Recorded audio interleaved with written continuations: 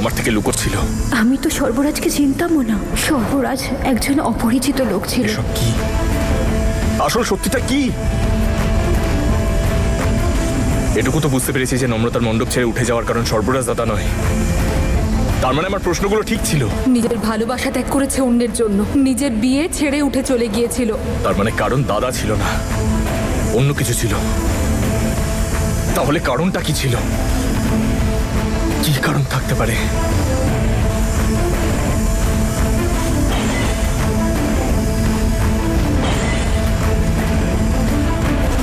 ওই কথাগুলোর মানে কি ছিল?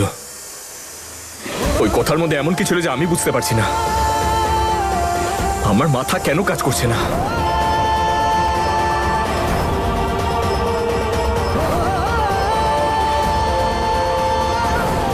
এমন কিছু তো আছে যে আমি বুঝতে পারছি না। এতগুলো প্রশ্ন, তার মানে আমার মনের প্রশ্নগুলো সব ঠিকই ছিল। কিছু তো আছে যেটা আমি জানি না। কি কি ভেবেছিলাম আমি যে নম্রতা সর্বরাজ দাদার জন্য আমাকে ছেড়ে দিয়েছে? না, ও তো সর্বরাজ দাদাকে সবাই চিনেছে।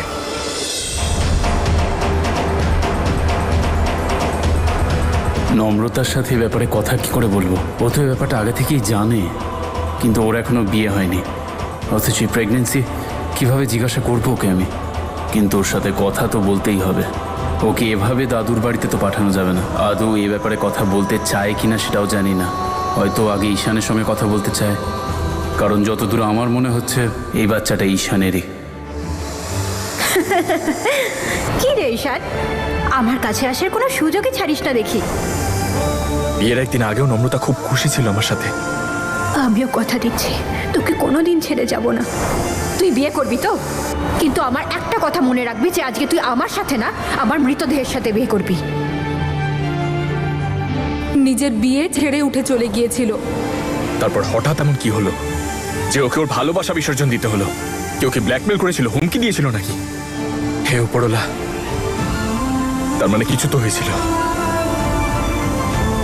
আমি জানতাম ও কিছু লুকোচ্ছে, মিথ্যে বলছে। সেই জন্যই আমি বিশ্বাস করতে পারছিলাম না যে ও দাদাকে ভালোবাসে।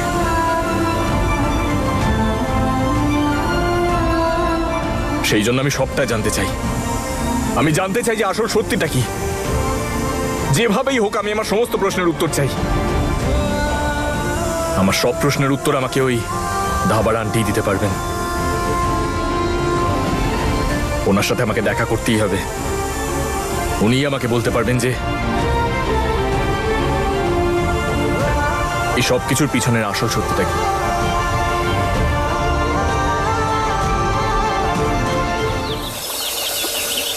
এসো এসো, তাড়াতাড়ি গুরুদ্বারে যেতে হবে প্রসাদ নিয়ে। কোথায় ছিলে তুমি? যেতে হবে তো। অসংখ্য ধন্যবাদ, আমার নম্রতা ঠিক আছে। চলো, প্রসাদ দিতে হবে তো। আচ্ছা ও বৌদি, তাড়াতাড়ি এসো, গুরুদ্বারা হয়ে হসপিটাল যেতে হবে তো প্রসাদ নিয়ে। হ্যাঁ হ্যাঁ, আসছি 2 মিনিট। আরে বাবা, তুমি এত টেনশন করছো কেন? ওর ফিয়ান্সে ওর সঙ্গেই তো আছে।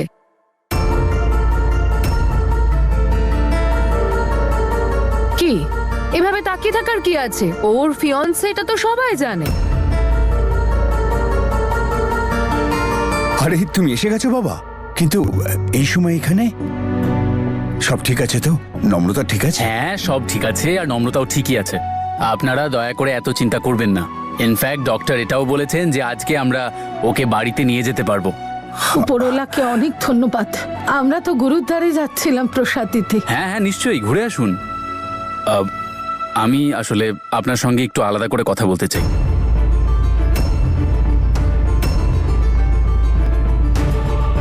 হ্যাঁ ঠিক আছে, এসো। হ্যাঁ চলুন।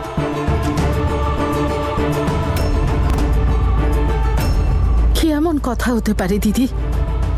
নম্রতা ঠিক আছে তো?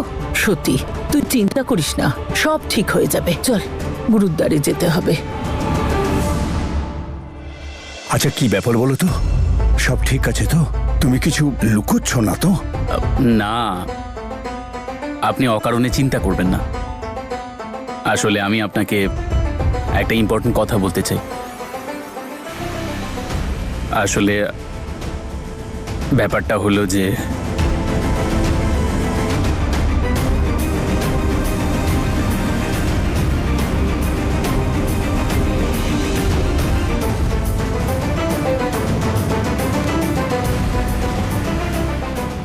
আবার নতুন কোনো খেলা শুরু হচ্ছে নাকি? আচ্ছা, ওই নম্রতা আবার আমার সত্যিটাকে বলে দেয়নি তো?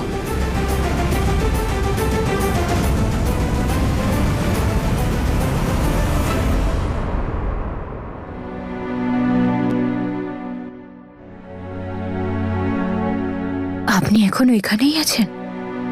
বাড়ি যাননি? আশ্চর্য, যাওয়া তো তোর উচিত। ও যাবে কেন?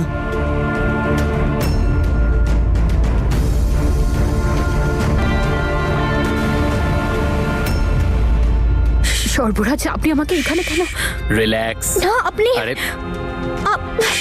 আপনি আমার এখানে কেন এনেছেন? চুপচাপ শুয়ে থাকো। আরে ওর বাড়ির লোকের তো ওকে হসপিটাল থেকে নিজেদের সঙ্গে নিয়ে যাওয়া উচিত ছিল। ওকে তাহলে এখানে আনার কি মানে? কারণ ও এখন এখানেই থাকবে, এই বাড়িতে।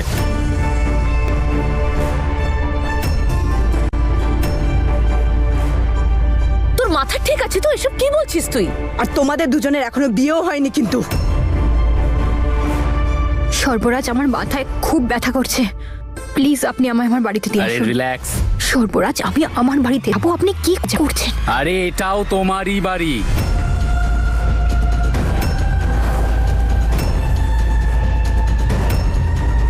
আমি সিদ্ধান্ত নিয়েছি যে ও এই বাড়িতেই থাকবে। আর বিয়ে হয়নি তো হয়ে যাবে। আপনি এত চিন্তা কেন করছেন?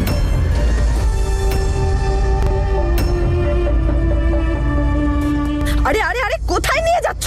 জানো, জিজ্ঞেস করো ওকে এসব কি অসভ্যতা। আরে একে বলো যে এটা ইন্ডিয়া, আমাদের দেশ, এটা মোগা, কানাডা নয় যেখান থেকে এরা এসেছে। এখানে কিন্তু লিভেন টিভেন চলে না। আর নির্লজ্জের মতো এখানে নিজের ফিয়ন্সেকে নিয়ে এসেছে, তাও আবার বিয়ের আগে ঘরের মধ্যে নিয়ে যাচ্ছে। আরে এর আর কি যায় আসে? আজ এখানে, কাল অন্য কোথাও থাকবে। আরে আমরা তো এই বাড়িতেই থাকবো, এই এরিয়াতেই। তাহলে আমাদের লোকে কেন কথা শোনাবে? শেষ হয়ে গেছে নতুন মা? একটু ধীরে সুস্থে কথা বলুন, না হলে দেখা গেল এত কথা বলতে বলতে কোন দিন আপনার দম বন্ধ হয়ে যাবে। আর মিস ফিয়ন্সের কথা বলছেন? আমি কোথাও থেকে ওকে হুট করে নিয়ে চলে আসিনি, ওর দাদুর থেকে রীতিমতো পারমিশন নিয়ে এসেছি।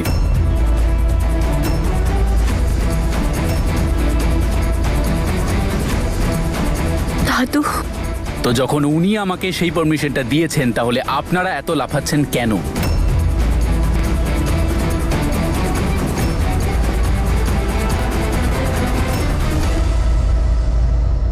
এই দেখো, এত কিছু হয়ে গেল। নম্রতা সর্বরাজের সঙ্গে এঙ্গেজমেন্ট হয়ে গেল। আমার তো বিশ্বাসই হচ্ছে না। বিশ্বাস আমারও হচ্ছে না, কিন্তু কি করব? আমার মনে হচ্ছে যেন আমাদের ভাগ্য কখনো সামনে নিয়ে যাচ্ছে, কখনো পিছনে টানছে। ও তো নিজেই সোজা পথে চলতে চায় না। প্রথমে ঈশানকে ভালোবাসলো, কিন্তু বিয়ের দিন ওকেই একলা ফেলে রেখে চলে গেল। আর তারপর কার সাথে ফিরলো? ওরই দাদার সাথে। এতে আবার ভাগ্যের দোষ কোথায়? সবকিছু ভাগ্যেরই খেলা দিদি। না হলে নম্রতা মন ভাঙবে, সম্পর্ক ভাঙবে। ও এসব পারে না। ঠিকই বলেছেন দিদি। নম্রতা আমার তনুর মেয়ে, কাউকে কষ্ট তো দেবেই না, দেওয়ার কথা ভাবতেই পারে না। সেদিনও তো আমার আরেক নাতনি ওর বোন হিয়াকে বাঁচাতে গিয়ে নিজের জীবন বিপদে ফেলে। আমি জানি দাদা, নম্রতা সব আত্মত্যাগী আমি জানি, কিন্তু বিশ্বাসই হয় না আজকের দিনেও এমন মেয়ে আছে যে অন্যের জন্যও বাঁচতে পারে। নমস্কার।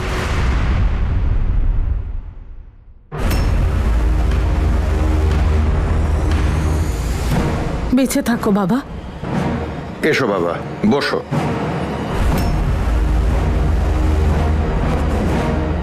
নমস্কার আন্টি। নমস্কার বাবা। চিনতে পারলেন আপনি আমাকে? আমাদের দেখা হয়েছিল ওই যে ওই ধাবাতে।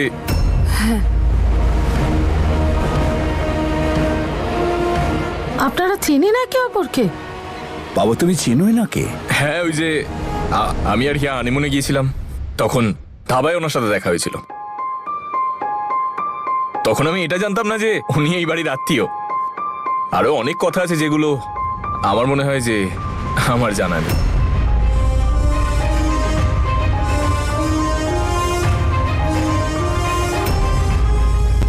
বাবা আমি তোমার জন্য না, না, লস্যি আপনি বসুন না দিদা, ইটস ওকে।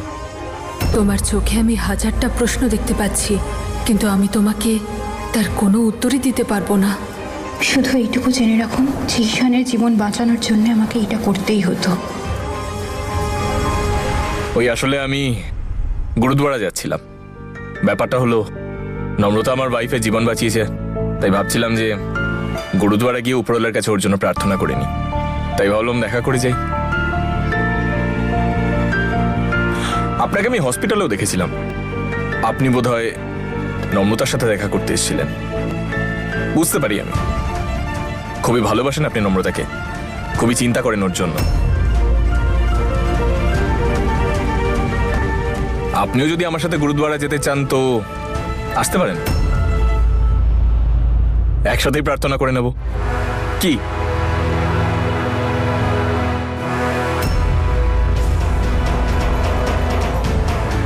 হ্যাঁ হ্যাঁ বাবা, কেন যাব না, চলো।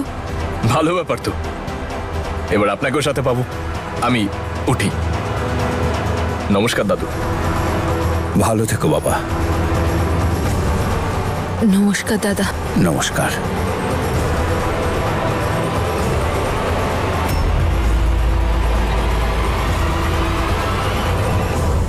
এক মিনিট,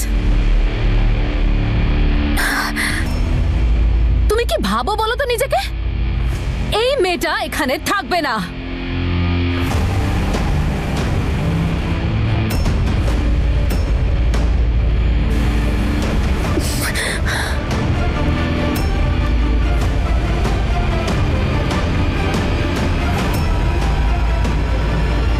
দিদা, কি বলেছিলাম আমি আপনাকে? সেই কাজটাই করুন যেটা আপনার বয়সে শোভা পায়। সত্যি আপনার স্মৃতি দুর্বল হয়ে পড়ছে। আপনি সত্যি ভুলে যাচ্ছেন যে নম্রতার এই অবস্থা আপনার মেয়ের প্রাণ বাঁচাতে গিয়ে হয়েছে। প্লিজ তোমার বাজে কথা বন্ধ করো। এখনো তুমি চিনতে পারোনি তোমার এই ফিয়ন্সেকে। এর ড্রামা না আমি খুব ভালো করে জানি। এই বাড়িতে ঢোকার জন্য করছো এই সব কিছু। আপনার আর কিছু না বলাই ভালো দিদা। আমি খুব ভালো করে জানি এই বাড়িতে সত্যি কথা কে বলে আর ড্রামাটা কে করে। একটা অ্যাডভাইস দেব আপনাকে, নিজের মুখটা দয়া করে বন্ধ রাখবেন, না হলে আমি কিন্তু ভুলে যাব যে আপনি আমার দিদা আর ঈশানের শাশুড়ি।